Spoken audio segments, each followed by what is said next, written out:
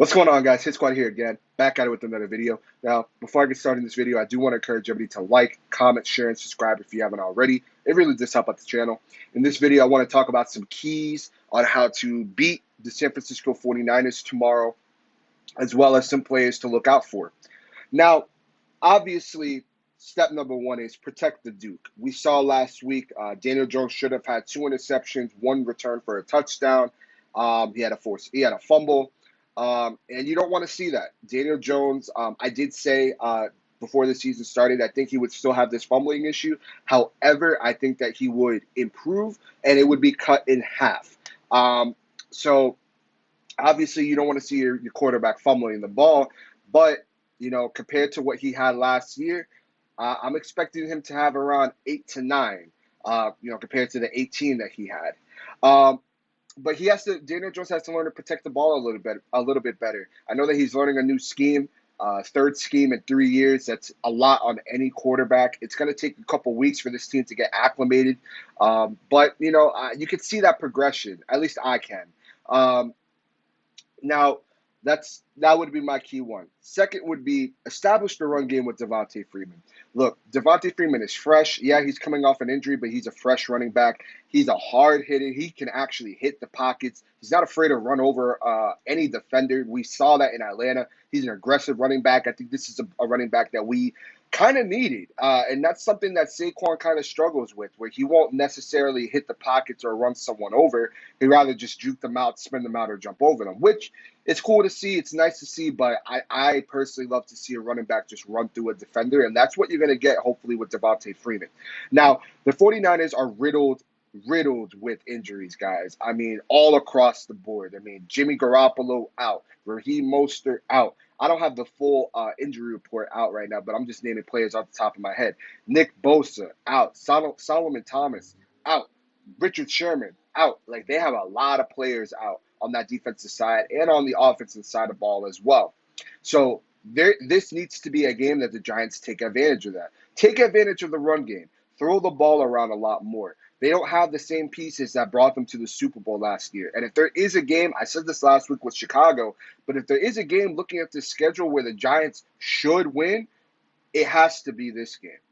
It has to be, because they're not going to get an opponent, at least so far right now, that is as beat up as the 49ers. The 49ers, I think, have the most injuries throughout the league on the team, and it's really sad. There's been so many injuries throughout the league.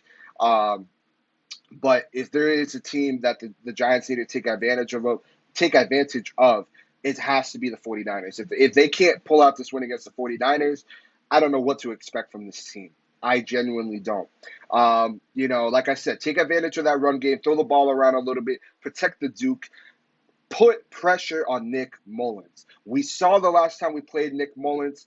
When he is under pressure, he is not a good quarterback. He is not. He's maybe a C average quarterback. When he plays well, he's a B quarterback. But when he's under pressure, when he's under duress, and he actually has to put that ball in the air and think and check downs and everything, he's not that good. There's a reason why he's a backup. There's a reason why they went and got Jimmy G. He's not that good of a quarterback, but he's still a solid quarterback as a backup. Now they still have what's his name? He's Tevin Coleman from Atlanta, solid running back as well. So I expect the team to run the ball a lot on us. Now that brings me to my third key to beating the San Francisco 49ers team. They don't necessarily run the ball up the middle a lot. They do a lot of jet sweeps. They do a lot of trickeries, and I tip my hat to the genius of Kyle Shanahan, because that's his specialty. But the Giants need to not give up these big plays on the ground. You saw the Jets do that last week, and that's really how the 49ers won that game, was just through the grounds. You can't let this team just run the ball all over you. And that's what they're going to try to do. They're not going to give Nick Mullins a lot of opportunities to throw the ball through the air. They're going to hand the ball off. They're going to do anything they can to throw off our linebackers, throw off the whole defense, to pick up a lot of yards. Like I said, they did that against the Jets last week. They did that in week 1. They're just a team that does that. They did that all last year on top of that monster defense. So I'm looking at players like Blake Martinez. I'm looking at players like Lorenzo Carter, Dexter Lawrence. Um, I want to see these players on their A game. I'm really looking at Blake Martinez because, he's been doing well for us. He's been really just leading our team in tackles, I feel. I want to check on that, but I believe he is leading our team in tackles. And he's a tackling machine. So Blake Martinez has so far been in the right position at the right time. He's been there. When you look at the film, he's been where he needs to be. And if he can continue that, I think that we could have a solid game against this run attack. Now, we have a good run defense, but I feel like it's taken slightly a step back compared to where it was last year. But I do need to see that run defense that we have actually have an impact on this game. I don't need to see what we did against the Steelers, where a power back who really doesn't get any touches is running the ball unless like he's Le'Veon Bell or James Conner. I don't need to see that. So yeah. Uh, Now some players that I'm looking at, like I said, I'm looking at Blake Martinez. I'm looking at Daniel Jones, and actually I'm looking at Evan Ingram. Now, why Blake Martinez? As I stated earlier, he's been in the right place at the right time, tackling machine. He can help us in the run game. He can help coordinate this defense, and hopefully we could drop a good enough game plan to stop this running attack. I'm more fearful of the running attack than I am of the passing attack. I think that we can control the passing attack. The secondary has looked somewhat solid. James Bradbury has looked everything that we've asked for when we signed him, and I'm very happy with that signing. I've been on record saying that. But Blake Martinez needs to have a good game for this defense to do well. Like I said, I also know that it's not one player on this team that's going to help us win. But if there's any player on the defense I trust with getting this defense correct, it's Blake Martinez.